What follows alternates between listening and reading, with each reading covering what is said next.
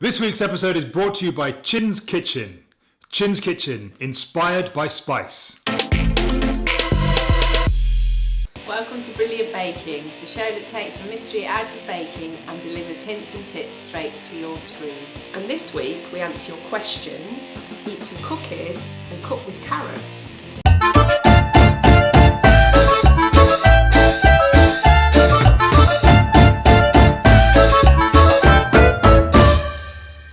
Welcome to the show, and we're going to start this week with our favourite things, some free food.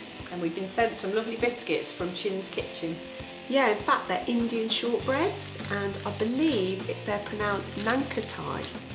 And we've got orange and ginger, almond and cranberry and almond and pistachio. Okay, so these are almond and pistachio. Love pistachio. They smell gorgeous.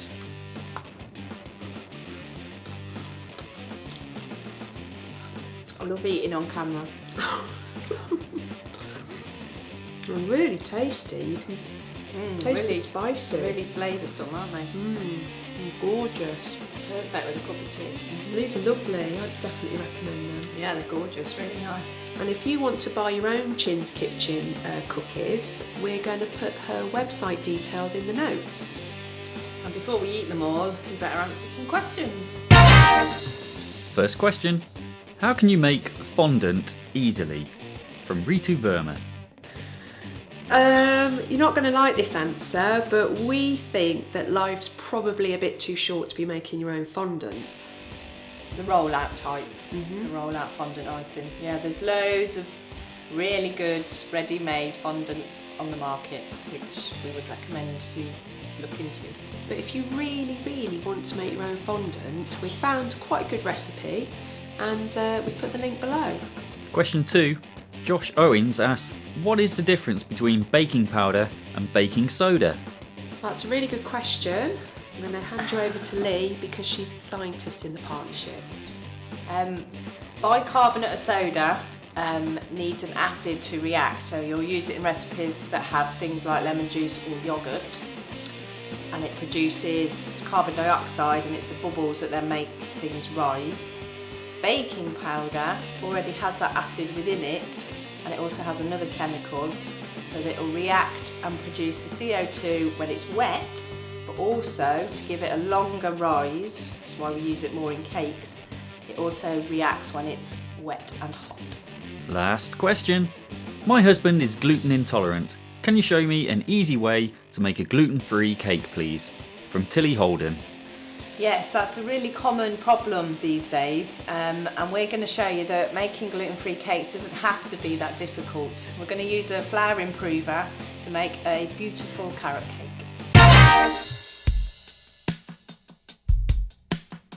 Okay, so we're going to show you how to make a gluten-free carrot cake with a cream cheese frosting. So to start with, I'm going to show you how to line a tin. So we've got an 8-inch square tin.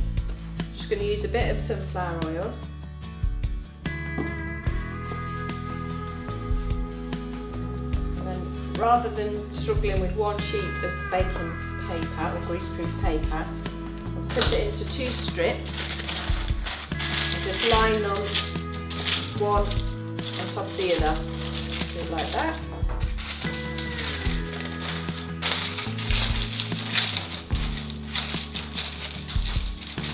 That way it goes right into the edges. Now this is a little bit long over the top, so I'm just going to cut it around with some scissors. So this is a gluten-free cake, so we're going to be using a gluten-free flour. There's lots of flours that you can use in gluten-free cooking, and this is a mix of potato and rice flour. And most of the supermarkets have gluten-free flour now, so if you just go and have a look in the free from section, you should find them there. They usually have plain and self-raising flour. This is self-raising flour. And to that we're going to add bicarbonate of soda. So the bicarbonate of soda will give it an extra rise. And now we're going to add something which will make the flour act more like normal cake mixture. And we found this gluten substitute, which kind of replaces what you would get in normal cakes. And it helps bind it together and it gives it a much nicer texture. and this is the cheat, this is the easy way. So we're going to use 30 grams of this to the flour that we've added already. If you're looking for this particular brand, you'll probably have to look online or in a health food shop. I think Amazon have got some, and then just look for other health food online stores and you should be able to find some. So to that we're going to add the rest of our dry ingredients. So we'll add the spices first, and we're going to use some cinnamon, and then you want to add about half a teaspoon of grated nutmeg, and the nuts grated are much better than the already ground nutmeg, you get a much fresher flavour. Okay, next you're going to add your grated rind of orange zest and your raisins. Okay, so when you've done that you just need to give it a really good mix together, get all the ingredients nicely mixed. Make sure the bicarbonate of soda is mixed through the flour. In a separate bowl, you're going to add your sunflower oil, brown sugar, carrots. Just give that a quick mix through first. And then you're going to crack in your 3 eggs. And just give that a really good mix in so the eggs break up into the carrot and sugar mix. Okay, and when that's all mixed up, you're ready to add it to the dry ingredients. So then you're just going to mix the two together until it's really well combined. And the mixture is going to be quite runny, so that's okay, that's good. It firms up really nicely in the oven when it's baked. So keep mixing it and you'll start to feel it goes really sticky, and the gluten substitute starts to work and it starts to feel like cake mixture. So that's it, it's all mixed in. So now we're going to put it into the tin. So just spread it out, get it all into the corners till it's nice and even all over, and it smells delicious. So that's going to go into the oven now at 180 degrees for 40 minutes, and while that's baking, here's a quick ad break. Brilliant Baking Magazine is a worldwide digital magazine. It's full of practical tips, recipes and advice on how to make money from your baking. Plus, every issue features an interview with a top international baker. Join the Brilliant Baking community on Twitter and Facebook and chat with other like-minded bakers. Brilliant Baking Magazine is available on subscription through iTunes and Google Play now. Welcome back. While the cake's in the oven then, we're going to make the cream cheese frosting to go on top. For the topping then, you're going to have 50 grams of unsalted butter, and we're going to quickly beat that and then sift in the icing sugar and beat it again.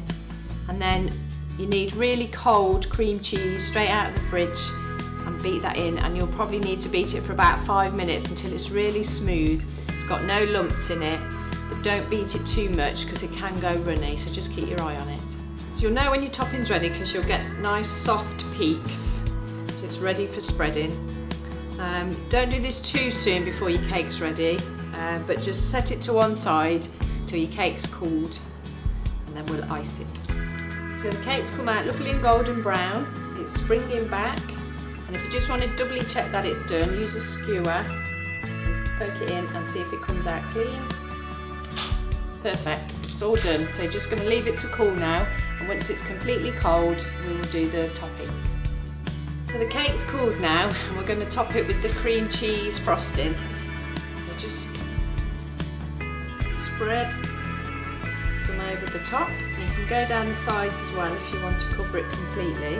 So smooth it over until it's completely covered, and then you can use your spatula just to make some soft peaks in the icing. So once you've done that, you can leave it like that if you want, or you can put some nuts on. We're going to sprinkle some walnuts on. Or orange zest is nice too, or you could even decorate it with sugar carrots so people know it's a carrot cake. And that's it, it's all ready to serve. And that's it for today. We hope you enjoyed the show. Keep on getting in touch, we do love to hear from you. You can contact us through Facebook or Twitter, or email us at our usual address, and you'll find all of the links in the notes below. So send us some questions for our next show, and also pictures of what you've been baking. You can find all of our episodes on our Brilliant Baking YouTube channel, so remember to subscribe and please share. So until next time, here's to your brilliant baking!